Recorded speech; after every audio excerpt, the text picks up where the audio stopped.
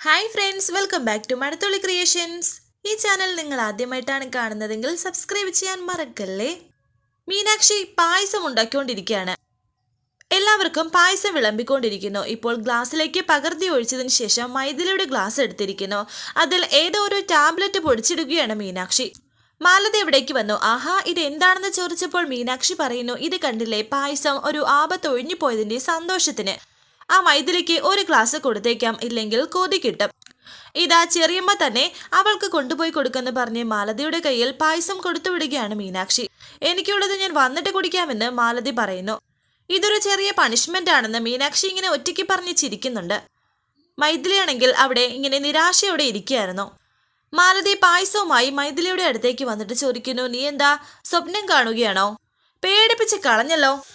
എന്റെ നല്ല ജീവനങ്ങ് പോയെന്ന് മൈഥിലി പറയുമ്പോൾ മാലതി പറയുന്നു, നല്ല ജീവൻ പോകാൻ എന്താ, നിനക്കെന്താ മോശം ജീവിതമുണ്ടോ? നിങ്ങൾക്കൊരു മര്യാദയില്ലേ? ആ വാതിൽ മുട്ടിയിട്ട് ഇങ്ങോട്ട് കയറി വന്നാൽ എന്താ? ചുമ്മാതല്ല ഭർത്താവ് തൊട്ടതിനും പിടിച്ചതിനും എട്ട് അലക്കുന്നത് എന്ന് മൈഥിലി പറയുമ്പോൾ മാലതി പറയുന്നു, ഞാൻ ഇങ്ങോട്ട് വന്നത് നിന്നെ കൊണ്ട് എനിക്ക് ഒരു കാര്യത്തിനുമല്ല, ദേ ഈ പായസം തരാനാ. എന്താ തമ്പുരാട്ടി പായസം കഴിക്കില്ലേ എന്നൊക്കെ മാലതി ചോദിക്കുന്നു. പായസം എന്റെ വീക്ക്നെസ് ആണെന്ന് മൈഥിലി. നിനക്ക് പല വീക്ക്നെസ്സും ഉണ്ട്, അതൊന്നും ഇവിടെ വിളമ്പണ്ടാതാ, പായസം മുണുങ്ങ് എന്ന് പറഞ്ഞു കൊടുക്കുകയാണ്. മൈഥിലി വളരെ സന്തോഷത്തോടെ പായസം കുടിക്കുന്നു. എന്നിട്ട് ആസ്വദിച്ച് കുടിക്കുകയാണ്.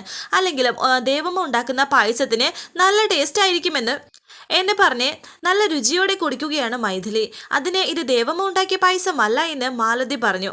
പിന്നെ എന്നെ മൈഥിലി ചോദിച്ചപ്പോൾ മാലതി പറയുന്നു, നിന്റെ ശത്രു ഉണ്ടാക്കിയ പായസമാണ് ആ മീനാക്ഷി ഉണ്ടാക്കിയത്, എങ്കിൽ എനിക്ക് തരണ്ടായിരുന്നു എന്ന് പറഞ്ഞ് വീണ്ടും കുടിക്കുകയാണ് മൈഥിലി.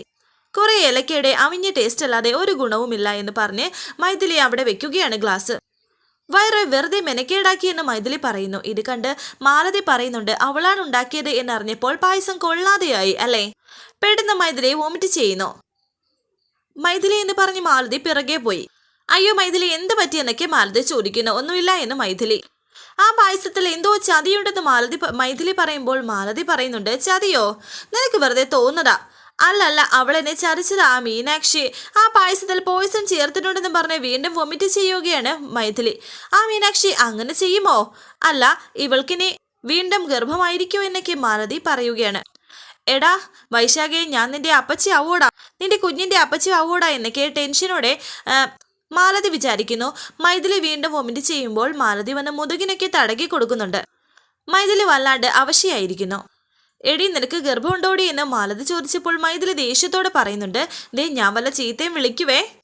അയ്യോ എൻ്റെ വയറ്. അവിടേക്കിപ്പോൾ നന്ദിനെ വിളിക്കുകയാണ് മാലതി. എന്താ എന്താ മാലതി എന്ന് പറഞ്ഞ് അവിടേക്ക് ടെൻഷനോടെ വരികയാണ് നന്ദിനി. മാലതി പറയുന്നു, അത് പിന്നെ മീനാക്ഷി ഒരു ഗ്ലാസ് പായസം തന്നിരുന്നു, അതിപ്പോൾ ഞാൻ ഇവൾക്ക് കൊടുത്തു.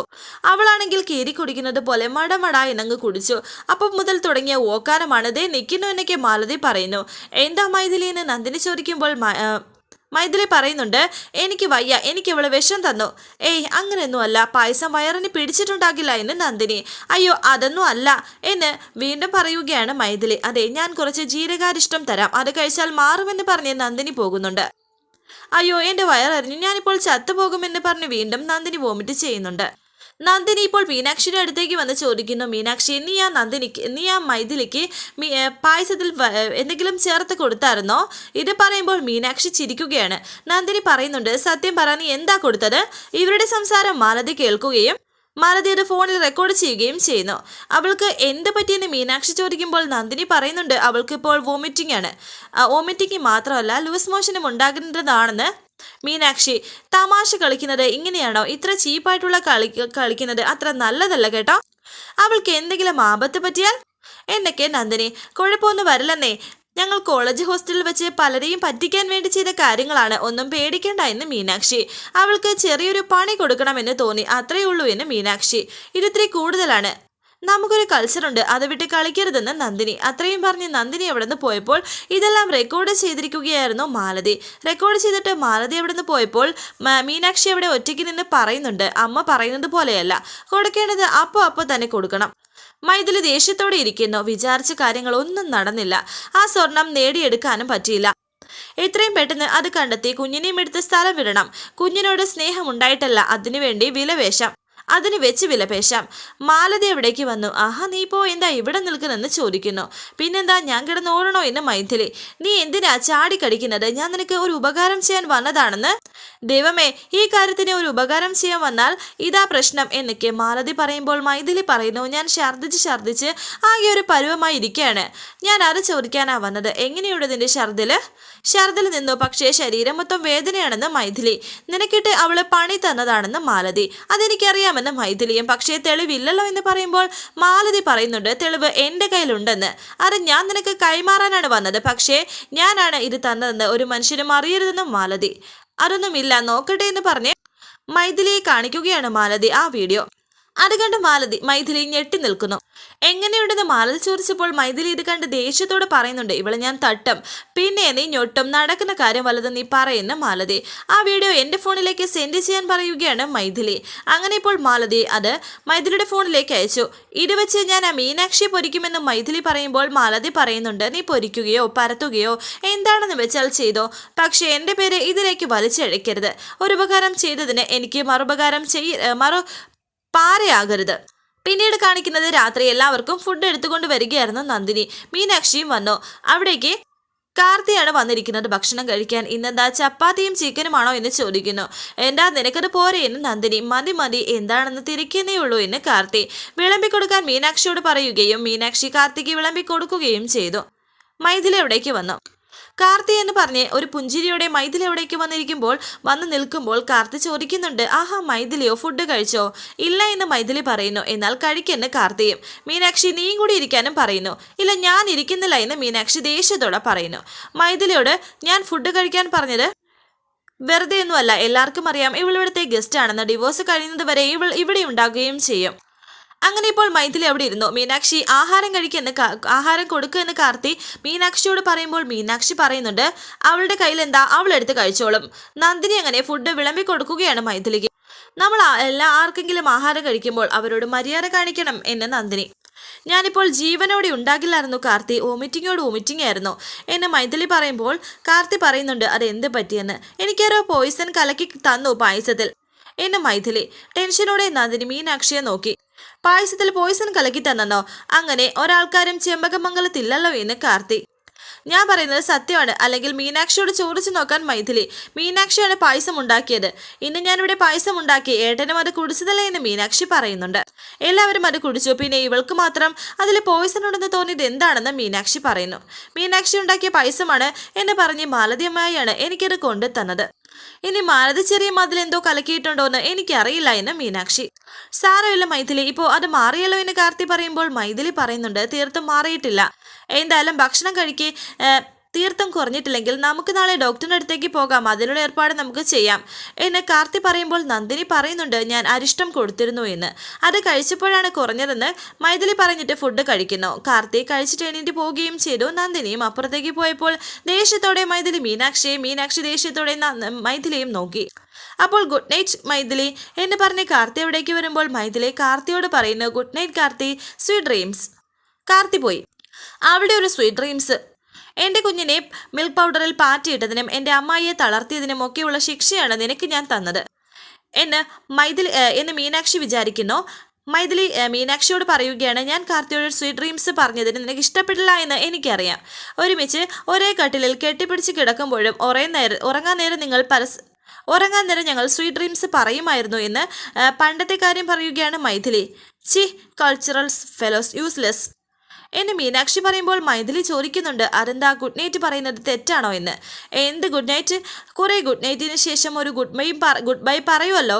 കാർത്തിയേട്ടനോടും വൈശാഖിനോടും മാത്രമേ ഗുഡ് നൈറ്റ് പറഞ്ഞിട്ടുള്ളൂ എന്ന് ചോദിച്ചപ്പോൾ ദേഷ്യത്തോടെ മൈഥിലി അവിടെ നിന്ന് എടി എന്ന് പറഞ്ഞെണീക്കുന്നു. മിണ്ടരുത്, വേണമെങ്കിൽ വെട്ടി വിഴുങ്ങിയിട്ട് എണിച്ച് പോടി എന്ന് പറഞ്ഞ് മീനാക്ഷി ദേഷ്യത്തോടെ പോയി. മൈഥിലിയും ദേഷ്യത്തോടെ അവിടെ ഇരിക്കുകയാണ്. പിറ്റേ ദിവസം വെജിറ്റബിൾ കട്ട് ചെയ്തുകൊണ്ടിരിക്കുകയായിരുന്നു നന്ദിനി. കൈമളും രാജലക്ഷ്മിയും അവിടേക്ക് വന്നിരിക്കുന്നുണ്ട്. ഈ കുട്ടിക്ക് ഒരു റെസ്റ്റുമില്ല എന്ന് കൈമൾ രാജലക്ഷ്മിയോട് ചോദിക്കുന്നു. എപ്പോൾ നോക്കിയാലും ജോലിയാണ്, ജോലിയോട് ജോലി. വെളുപ്പിനെ കൃത്യം 4 മണിക്ക് നന്ദിനി എണീക്കും. കുളി കഴിഞ്ഞ് പൂജാമുറിയിൽ കയറും. വിളക്ക് തെളിയിക്കലും പ്രാർത്ഥനയും പിന്നെ തുടയ്ക്കല്, അടുക്കള അടച്ചു തൂപ്പ്, അലക്കല് ഇതാണ് സാക്ഷാൽ തറവാട്ടമ്മ കുടുംബിനി എന്നൊക്കെ രാജലക്ഷ്മി പറയുന്നു. ഇപ്പോൾ തറവാട്ടമ്മമാരെല്ലാം ഉദ്യോഗസ്ഥരായിപ്പോയി, വീട്ടിൽ വിളക്ക് തെളിയിക്കൽ പോലും ഇല്ലാണ്ടായിരിക്കുന്നു എന്നൊക്കെ പറയുന്നു. കാർത്തി ഓഫീസിലേക്ക് പോകാൻ റെഡിയായിട്ട് അവിടേക്ക് വരുമ്പോൾ മീനാക്ഷിയും കൂടെ ഉണ്ടായിരുന്നു. മോനെ, ഇന്നത്തെ ഓഫീസിലേക്ക് നേരത്തെ എന്ന് നന്ദിനി ചോദിച്ചപ്പോൾ കാർത്തി പറയുന്നുണ്ട്, മിനിസ്റ്ററുടെ വിസിറ്റ് ഉണ്ട്, ഞാൻ പോയിട്ട് വരാമെന്ന് പോവാൻ തുടങ്ങിയപ്പോൾ മൈഥിലി പിന്നാലെ വന്നിട്ട് പറയുന്നുണ്ട് കാർത്തി പോകരുതെന്ന്. എല്ലാവരും ടെൻഷനോടെ നോക്കുന്നു. നീ എന്തിനാടി അവനെ പുറകേന്ന് വിളിച്ചത്, അപശകുനം എന്നൊക്കെ രാജലക്ഷ്മി പറയുന്നുണ്ട്. അല്ലെങ്കിലും ഇങ്ങനെയാണോ പെരുമാറേണ്ടത്, ക്ഷമിക്കുന്നതിലും ഒരു പരിധിയുണ്ടെന്നൊക്കെ കൈമൾ പറയുമ്പോൾ മൈഥിലി പറയുന്നുണ്ട്, എനിക്ക് കാർത്തിയോടൊരു കാര്യം പറയാനുണ്ടെന്ന്. എന്നാ പിന്നെ പറഞ്ഞു തൊലക്കടി, അവന് ഓഫീസിൽ പോകാനുള്ളതാണ് എന്ന് രാജലക്ഷ്മി പറയുമ്പോൾ മൈഥിലി പറയുന്നു, ഈ കുടുംബത്തിലെ മൊത്തം പ്രശ്നങ്ങൾക്ക് കാരണം ഞാനാണെന്നാ എല്ലാവരും വിചാരിക്കുന്നത്. എന്നാൽ ഈ കുടുംബത്തിന് മോശം വരുന്ന ഒരു കാര്യവും ഞാൻ ചെയ്യാറില്ല. നിന്റെ കുമ്പസാരം വേണ്ട, എന്താ കാര്യമെന്ന് വെച്ചാൽ അവനോട് പറയുന്നു നന്ദിനി. ഇന്നലെ പായസത്തിൽ മീനാക്ഷി എനിക്ക് വിഷം കലക്കി തന്നോ, ഞാനത് കഴിച്ച് ചത്തില്ല എന്നേ ഉള്ളൂ എന്ന് മൈഥിലി പറയുമ്പോൾ എല്ലാവരും ഇങ്ങനെ നോക്കുന്നുണ്ട്. ആ പായസത്തിൽ വിഷം ഉണ്ടായിരുന്നു എന്ന് ഞാൻ എല്ലാവരോടും പറഞ്ഞു, ആരും അത് വിശ്വസിച്ചില്ല. മൈഥിലി എന്താണ് പറഞ്ഞു വരുന്നതെന്ന് എനിക്ക് മനസ്സിലായില്ല എന്ന് കാർത്തി പറയുന്നു. എനിക്ക് പായസത്തിൽ വിഷം കലർത്തി തന്നതിന് ഞാനൊരു തെളിവ് തരാം എന്ന് പറഞ്ഞ് മൈഥിലി ആ തെളിവ് കാണിക്കുകയാണ്. മീനാക്ഷി, നീ പായസത്തിൽ എന്തെങ്കിലും കലർത്തി കൊടുത്തായിരുന്നു എന്ന് നന്ദിനി മീനാക്ഷിയോട് സംസാരിക്കുന്ന ആ വീഡിയോ ആണ് ഇപ്പോൾ കാർത്തി കണ്ടുകൊണ്ടിരിക്കുന്നത്. ടെൻഷനോടെ മീനാക്ഷി നിനക്ക് ഇത് എന്ത് പറ്റി, എന്തെങ്കിലും പറയാനുണ്ടോ എന്ന് കാർത്തി ദേഷ്യത്തോടെ ചോദിക്കുന്നു. ചോദിച്ചത് കേട്ടില്ല എന്നൊക്കെ പറയുമ്പോൾ മീനാക്ഷി മിണ്ടുന്നില്ല. ഒരു വലിയ അടി പ്രതീക്ഷിച്ചു നിൽക്കുകയാണ് മൈഥിലി. ഇവൾ ഒത്തിരി ഉപദ്രവം ഈ കുടുംബത്തോട് ചെയ്യുന്നുണ്ട്, അതിന് ഞാനും ചേർന്ന് ഒന്ന് പകരം വീട്ടിയതാണെന്ന് മീനാക്ഷി. പകരത്തിന് പകരം വീട്ടുന്നത് ഒരാളെ കൊല്ലുന്ന തരത്തിലാണോ എന്ന് കാർത്തി. നീ ഇങ്ങനെ ചെയ്യുമെന്ന് എനിക്ക് വിശ്വസിക്കാൻ പറ്റുന്നില്ല. നീ ഇത്രയ്ക്ക് തരം താഴ്ന്നോ മീനാക്ഷി? ഇവളെന്റെ ഫ്രണ്ടാണ്, ഇവളോട് ഇത്രയ്ക്ക് ക്രൂരമായി പെരുമാറിയതൊട്ടും ശരിയായില്ല, എനിക്കത് അംഗീകരിക്കാനും കഴിയില്ല എന്ന് കാർത്തി. ഇവൾക്കിട്ട് ഈ കാർത്തി 2 കൊടുക്കാത്തതെന്താ, അതാണ് ഞാൻ ഇങ്ങനെ പറഞ്ഞത് എന്നൊക്കെ മൈഥിലി മനസ്സിൽ വിചാരിക്കുന്നുണ്ട്. ഈ സമയം കാർത്തി വളരെ ദേഷ്യത്തോടെ മീനാക്ഷിയോട് സംസാരിക്കുന്നു. അത് കേട്ട് സഹിക്കാൻ കഴിയാതെ കരഞ്ഞുകൊണ്ട് മീനാക്ഷി അകത്തേക്ക് കയറി പോവുകയാണ്. ഇത് കണ്ടപ്പോൾ മൈഥിലിക്ക് ഒരുപാട് സന്തോഷമാകുന്നു. വരാനിരിക്കുന്ന പുതുപുത്തൻ എപ്പിസോഡുമായി വീണ്ടും കാണാം. Thank you for watching. Please subscribe, like, share my channel.